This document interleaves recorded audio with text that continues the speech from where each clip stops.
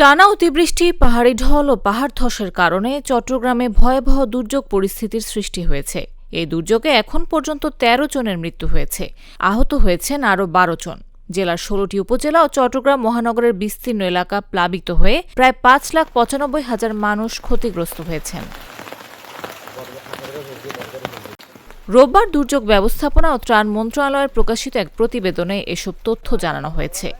চট্টগ্রাম জেলা ত্রাণ ও পুনর্বাসন কর্মকর্তা মোহাম্মদ মাসুদুর রহমানের সই করা প্রতিবেদনে বলা হয়, রোববার দুপুর ১২টা পর্যন্ত প্রাপ্ত তথ্য অনুযায়ী চট্টগ্রাম মহানগর, বাঁশখালী, সন্দ্বীপ, সাতকানিয়া, আনোয়ারা, কর্ণফুলী, সীতাকুণ্ড, মিরসরাই, হাটহাজারী, রাউজান, রাঙ্গুনিয়া, বোয়ালখালী, পটিয়া, চন্দনাইশ, লোহাগাড়া ও ফটিকছড়ি উপজেলার মোট ১৫২টি ইউনিয়ন ও পৌরসভা বন্যার পানিতে প্লাবিত হয়েছে।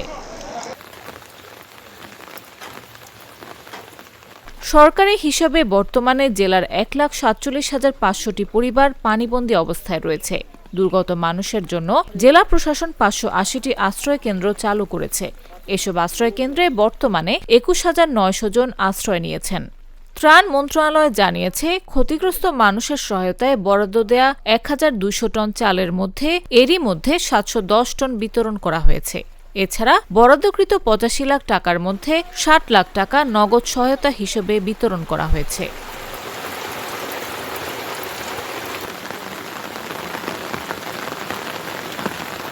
খাদ্য সহায়তার অংশ হিসেবে দুর্গত মানুষের মধ্যে এ পর্যন্ত ৩৯,২৫০ প্যাকেট শুকনো খাবার বিতরণ করা হয়েছে।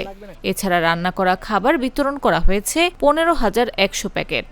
প্রতিবেদনে আরও বলা হয়, জেলা প্রশাসনের ত্রাণ তহবিলে বর্তমানে ৪৯০ টন চাল এবং ২৫ লাখ টাকা নগদ অর্থ মজুদ রয়েছে। প্রয়োজন অনুযায়ী পর্যায়ক্রমে এসব ত্রাণ সামগ্রী বন্যা দুর্গত মানুষের মধ্যে বিতরণ করা হবে।